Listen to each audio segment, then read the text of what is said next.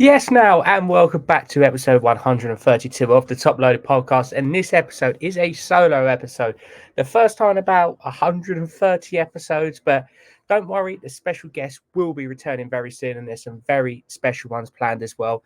This week, we'll be talking about the latest Sports Card Social, the Rip Night at Kaboom, as well as some other little things from the hobby in terms of releases, some of my latest pickups, and maybe a very intriguing one about the Team GB tops now. But obviously, before I do get into this episode of the Top Loaded Podcast, please do go over and check Third Down Displays out this week because they are opening up their store this Saturday. Head over to their Instagram page for all the information, such as opening times, what to expect, and location. Make sure you do head down wherever you may be traveling to the Third Down store, and it's going to be fantastic. But also, if you are looking for any essential stuff hobby, whether it's custom card stands, great preparation kits, card supplies, even product now the store's opening. But most important, if you are ordering online, do use TTP10 for 10% off everything. And obviously now we are in card show season yet again. This Saturday, it was the first time I have travelled up to Milton Keynes for the Sports Card Social, which was quite an intriguing one. Obviously, being a sports only show, so very different to the usual shows that we do expect, but similar to some of the other shows in Europe, which I quite enjoy, especially like the Southampton show. But it was a very interesting day. I was very intrigued to see how it went down because where you do travel to different shows and locations, the shows do vary quite a lot. And for this one, I actually did set up quite a few cards, which is for people who do listen along to the podcast or even do know me. I don't normally set stuff up. So I did actually have quite a lot of my Arsenal Auto cards on display. And actually was a very, very good selling show for myself. Obviously, did I walk home with all that money? No, because I decided to reinvest it all, and I will show you what I got very shortly. But it was a great setup. I really actually did really enjoy the show from the night before in the Holiday Inn, obviously the same place where the trading up was, but sadly had to shoot off after the show. It was always nice seeing regular and very similar faces, but also was an absolute privilege to see quite a lot of you who do listen to this podcast come over and say about the podcast. So as I always say, a massive thank you for every single person who ever shows support on the podcast, whether it's in person, via messages. And we've grown a lovely community, and we're working on some things, especially me. I'm working on things in the background to make this even bigger, even better, and just an overall better experience for everyone in hobby. But getting back to the Sports Card Social, I have to say I was pleasantly surprised about the show. It was a very different one. Obviously, if you compare it to a London card show where it's hectic, busy, there's hundreds of tables. This one is on a smaller scale, but it did seem that a lot of people were buying. Obviously, vendors were doing quite well selling, but everyone I spoke to, especially from a vending perspective, actually had quite a good day. Did sell quite a bit of stock, which was nice to see quite a bit of money in the room. It was quite, I would say, a collector's show, especially how the so-called soccer market is at the moment. It's not in the best position in terms of money, in terms of liquidity, but it is a collector's market at the end of the day. Most people who are buying and selling cards, it's their own PCs to go into a new area or maybe moving one player to start collecting someone else. So for me, and obviously I've said it on this podcast on multiple occasions with some guests, with also just speaking in general of I'm looking to move a lot of my men's stuff to try and move into some other areas. Obviously, for me, a main focus on women's cards, which we're trying to grow a lot in the UK. And stay tuned, hopefully, for quite an exciting announcement. Maybe a nice single show slash a women's special kind of thing, just to try and grow that community within the UK. But going back to the thing of, I did sell some of my cards, so did let go some of the autos, did let go my Saka Chronicles Redemption Prism Auto number to 265, my David Raya Arsenal Futera Auto, my Tony Adams Select Auto, Kieran Tierney Auto, and the Declan Rice, which famously I pulled at the Emirates, had to go. But that was 5 cards that I thought better to move on to her home, a new collection that would actually be looking at them and try and move into Sankai wanted. So I'm going to show first of all, before I show the wax that I did buy, I bought a couple of boxes for a gamble, which I always do like doing at a card show. But for people who know me, obviously with the women's side of it, I did pick up 2 women's cards. So for me, I normally do go for the Arsenal side of it. So I did go for a former Arsenal player who hasn't had many cards. She had, I believe, Pitch Queens, or it was one of the other inserts in Donruss. I believe it was Star Status.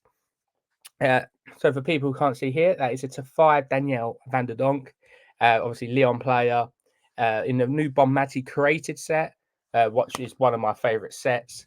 And then also picked up this absolute beauty as well. So 10 Aitana Bonmati from a set holding the Champions League trophy. Massive thanks to She Scores Cards, obviously a very good friend of the Top Loader podcast, for getting them deals done. But going back to the show, it seemed quite a good mix in between soccer, F1, and American sports. Sometimes it can be very balanced in the soccer area, but I felt there was quite a good mix of stuff as well. Obviously, with the latest tennis release, there was quite a bit of tennis chrome. Obviously, I know tennis sapphire is now out, but that's only just out, so we didn't see much of that at the show. But there was quite a lot of nice tennis cards there as well. Speaking to a few of the guys, I know Bart was there, and he picked up quite a few bits of tennis chrome, and then also women's stuff. That was nice to see. She saw cards there. Obviously, it's still always a limited. There's only normally 1 or 2 tables with good stock. There's a couple of wax sellers there. Football Cards Direct were there with their unbelievable showcase. I think it was about 15 showcases. Also, their latest things ending to do with trade with cards, ending in their cabinets on eBay, including some lovely Dynasty cards and stuff like that. But then also having, obviously, MGC was there. Tag was also there, which is an interesting one. A so-called new player for the UK scene. Obviously, Tag quite big in America, going with a digital approach to grading. So they will give you a digital scan of the card, and then you'll be able to see it actually why it didn't grade a 10, why it got a 9 or maybe less, which was good to see. So it's nice to see another American company crossing over borders. But it was just nice to see a lot of people talk cards for quite a bit. And it did seem when talking, obviously, there's a East Midlands show this, I believe East Midlands show this Saturday. You've got Southampton, you've got Brighton, you've got London, all within like a 6 to 7 week period. So it might be a case of most people probably won't do every single show, but they'll be selective of the shows they go. Because if you did go every single show, I'd highly say you'd just be seeing the same amount of stock. But obviously, I do recommend going down to your local shows. With coming back to Sports Card Social, I actually did thoroughly enjoy my day. I thought it was a very nice one. It felt like a proper collector's show. That a lot of people you knew, you spoke to them quite a bit, building relationships with people, which is always one of the best things about these shows. Seeing what they're trading, what they're buying, selling, but also I've seen quite a lot of families there as well, which was lovely. The gentleman who purchased my Saka was obviously he was with his young son. He was wearing a Saka shirt as well, which was fantastic. You see, it's always nice to see younger people in the hobby. Obviously, a lot of people get their introduction through stickers or through match attacks, or whatever it may be. So it was just good to see younger collectors there. Also, seems to be quite a lot of women's collectors there, which was fantastic from my perspective of being able to introduce myself to a few new people, talk to them a little bit, see what's going on. But as a show on a whole, would I recommend? I would definitely recommend going. Would I recommend setting up? I'd actually recommend setting up as well. I think it's a good show if you want to try and move stock. Obviously, you're not going to move everything. That's just unnatural. You will never do that at a show in the UK. But there was a good amount of buying. We had me and El Toro was on a table together. We was next to a good friend, Lav Breaks as well. And then just down thing from us as well was Dub Breaks, obviously Clinical and GBW. I know Clinical did sell quite a bit of stock as well, and Lav did move a few bits. So it was always nice when you get to a show, everyone's selling. Obviously, you're going to buy, you're going to try your luck with a box maybe, but I would say it's a very successful show. Will I go back to the next one? If I'm available, I probably would go back to it. It's a nice journey up to Milton Keynes, not too far from London. And then once you're in Milton Keynes, there's a few hotels literally within 5 minutes distance from the actual show. So that's even thing. And very well priced as well. Personally, I paid about £70 for the hotel room. So all in all, you're looking with a table and everything like that, you're looking about £120, which I think is very, very doable of making your money back, especially if you've got that quantity of stock. And then obviously moving on after Sports Card Social, it was the series around the world that Fanatics hosted, which was Rip Night. Some of the big events that we've seen, but it was the debut in UK and obviously the debut in London at the Kaboom Trading Card Sports Cards shop in Finsbury Park, obviously near Arsenal, which is obviously great for us. But lucky enough, I was down at the shop for that one. It was a very interesting night. Obviously, I've been to Kaboom a couple of times in the past. They're very good guys there. Speak to them quite a bit. So it was nice to be down there. The Tops teams were there. Their PR teams were there.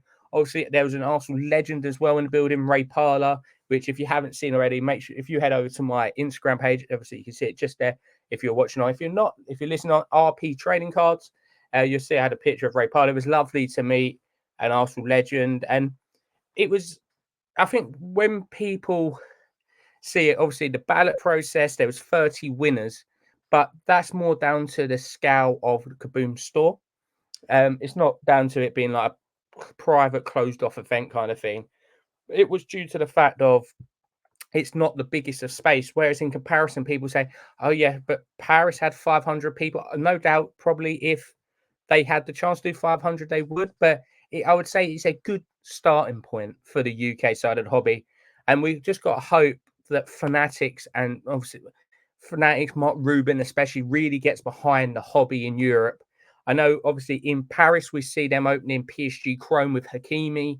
But obviously, that Mark Rubin did have him at one of his parties recently. So he's getting on quite close with him. So hopefully, we see some more events that Fanatics / Tops want to run within the UK and really start getting behind the hobby, because I think it's really underestimated, the hobby in the UK. Such a good core group of people. Obviously, it's not as big as America. It will never be as big as America, but in our own right, I think we've come along so much in the last 3 to 4 years that it's only going one way, and that is up. So I'd say it was an interesting evening, quite a nice one. Got to meet Ray Parlour. They was doing a couple of giveaways. All the lucky entrants won a box on arrival to open. So it was just a nice evening to get to speak to fellow collectors, speak to an Arsenal legend. So hopefully bigger and better coming from that in the future. And hopefully, like I say, if there is any more, we'll be able to get along to it, / people listening, hopefully be able to get along with it as well. So just moving away now from festivities of last Saturday. And I want to talk about quite an intriguing set, which people may or may not have seen during the Olympic Games. Obviously, for me, I'm a massive Olympics fan, especially Team GB fan. So they did announce they was doing Tops GB parallels for all of the major moments of the Olympic Games. I believe the base set is about 30 cards, and it's quite intriguing. So the parallels, what they done for it was a blue to 99, a red to 10, and obviously a gold 1 of 1. However, they might not have gone down as well as Tops were anticipating.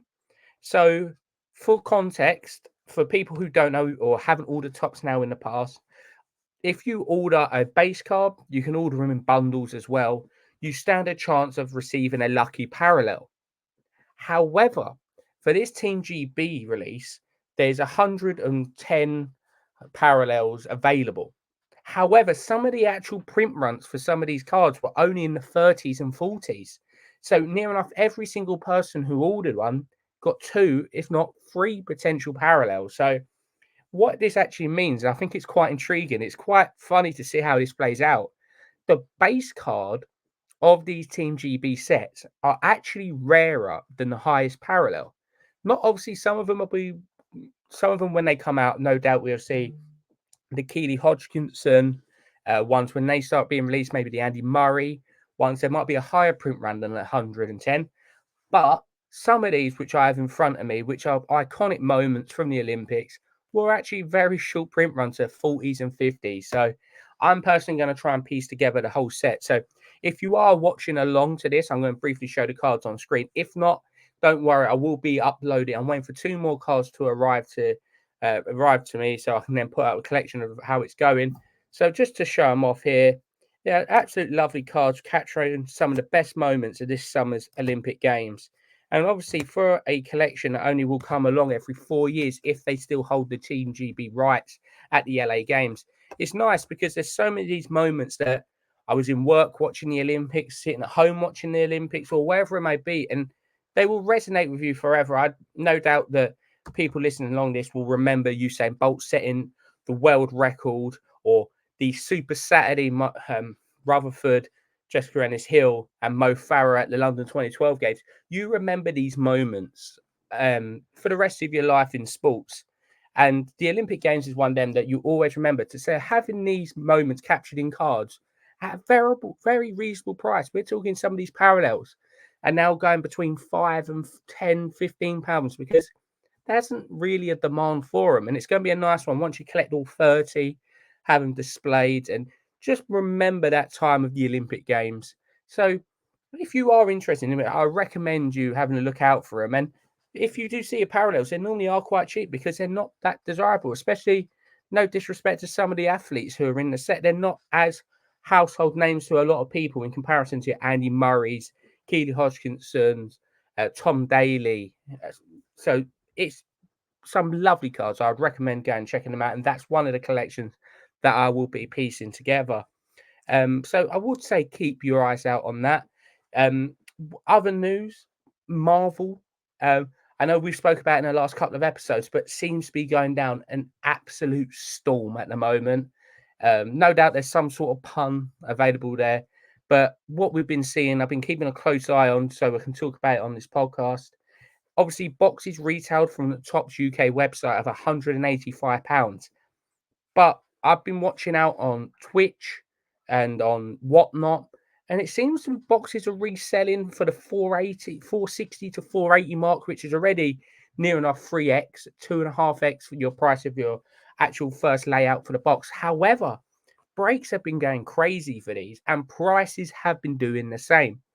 Breaks have been selling out for about £600 to £700 like per box, but the resale market on these cards have been crazy. Some of the cards I've been seeing to tens of like Silver Surfer going for like 1.5 to 2,000.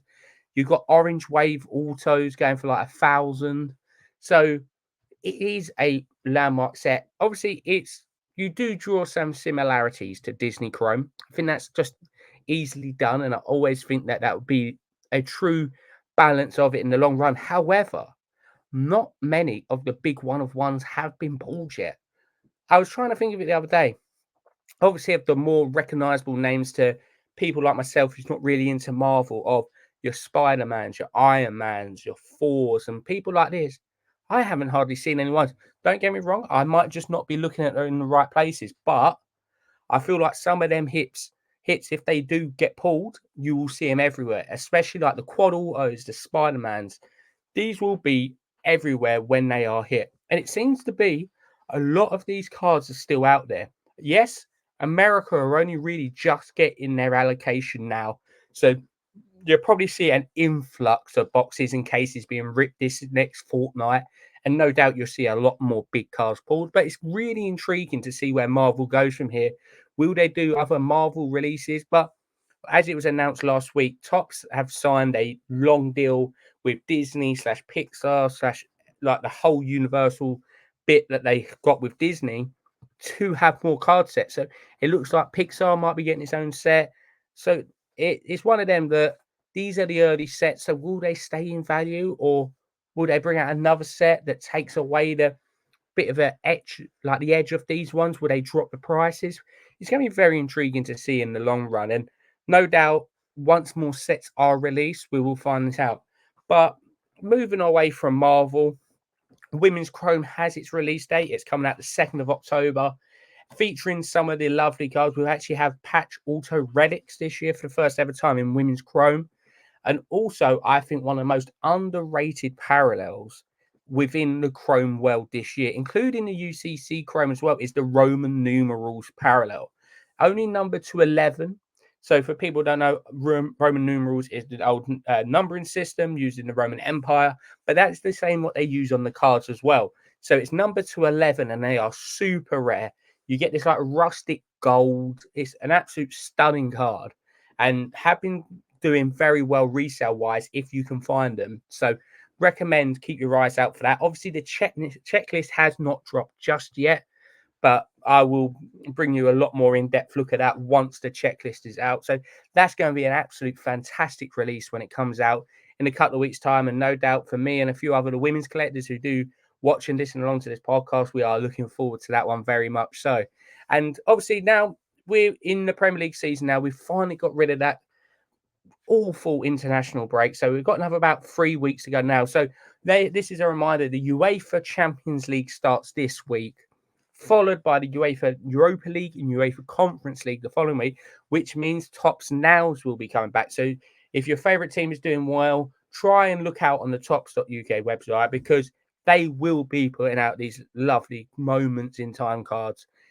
Obviously, some of them will be parallels as well, so do keep your eyes out on that. So obviously, if you've been listening along to this episode, you would have heard me say earlier, I did pick up a couple of boxes at the Sports Card Social. So I no doubt everyone's wanting to know which ones I did pick up. Did I do well?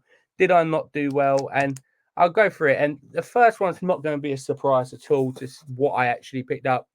Did pick up another official 2024 England cricket set. I think one of the better releases for obviously a cricket fan, but it's a very good set to try and make your money back on it. There's not many sets this year that you open it and you've got a good chance of making your money back. So for people who don't understand, it's 25 cards per pack, per box. 22 of those cards are just base cards, but you do get 2 numbered and 1 auto. The autos are numbered 49 to 25 to 10 to 5 and to 1. And the base cards are only numbered to 25 to 10 to 5 and to 1. So you are guaranteed 2 cards to 25, 1 to 49. Most autos are running from the price of, for the male autos, running from about £20 upwards. And the women's one's probably about £10 to £15 upwards. So these are reselling for about £75 at the moment. So say if you take off 20 quid for a base auto, well, to 49, you're looking at about 55 quid. And then if you get 2 parallels, on average, you're looking at £15 to £20 for even the shortest of print ones. And for the higher name people, you're looking anything from £40 up. So it's a very good release if you're into your cricket. I would recommend going over to that. It's one of my favourite sets of the year. And then I did take a gamble, and it didn't pay off. I'm going to put it out there now. And this is one of the issues with opening wax, is it is very hard to make your money back. That set I just talked about, fantastic for it. However, this one is a very hard set to do it. So for people who are not watching along, if you're listening along, the Aitana Bonmati Platinum Created set, aesthetically, one of the best sets of the year for me. However, it is very hard to hit. And I did pay £175 for the box. Did I make that back? Probably not even a fifth of it. But for me, being a women's collector, I don't mind too much. 2 of the cards will just sit in my PC. One of them I might move on, probably just keep it.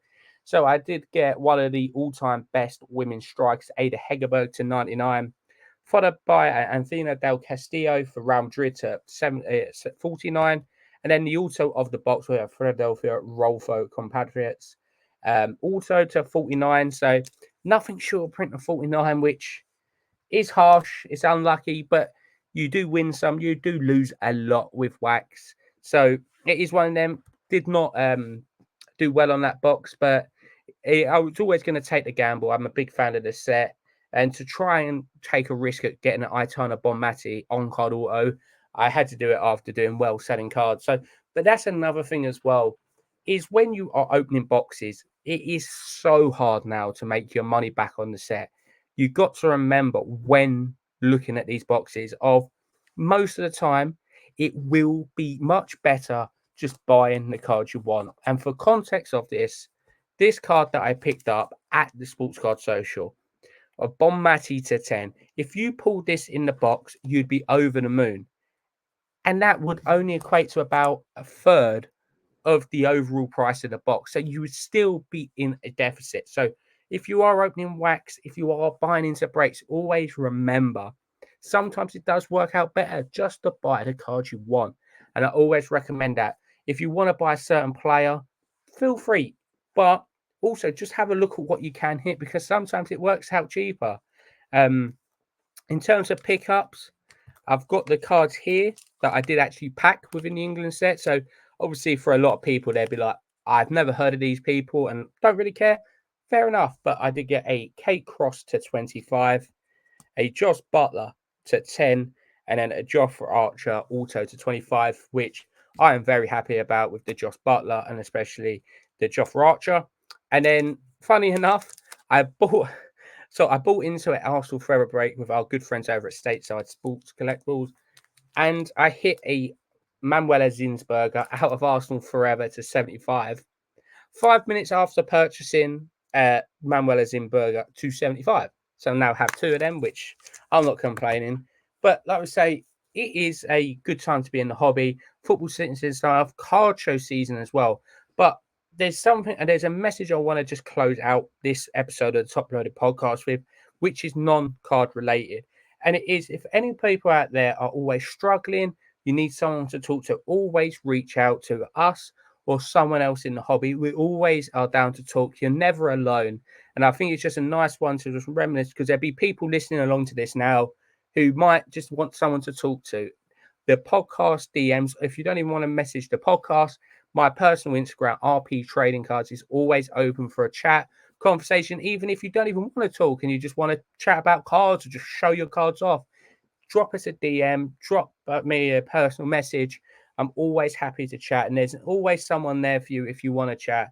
I think it's just always a nice thing within the hobby. You can get carried away with all the buying, selling, and all of this, but at the end of the day, it's a lovely social interaction. And if you are struggling, you know someone's struggling, you just want some advice, want someone to talk to, always feel free to reach out to myself. I will always be there for anyone who wants to chat about cards, chat about life, or even just trying to escape and just want to talk about something completely random. Always feel free to DM us. But like I say, it's been a bit of a different episode, this one. It's a bit of a shorter one. I know you guys have been listening to me for 27 minutes. There's no breakup for this one. So sorry for anyone listening along that maybe wanted someone else, but we have got some very, very special guests returning very soon. So I will be looking forward to making some plans as well in the background to how we can make these things better. We've had a few suggestions as well over on YouTube and DMs about potentially a Discord or maybe like a group to the community comes together. So if you are interested in maybe something like that, let us know. If you've got any ideas of people that you want on the podcast, ideas to chat about, talking points, but I can tell you for sure, there's some good plans in the works that we're working on, and we'll make the Top Loaded podcast as good as it is for the community as it is for myself. But like we say, a massive thank you yet again for the incredible support everyone's showing on the podcast. It really, really motivates me to make this the best it possibly can be and make it the best for everyone out there as well. So hope everyone out there is staying safe, doing well, buying, selling, trading, and all that good jazz. But most importantly, happy hobbying and good night.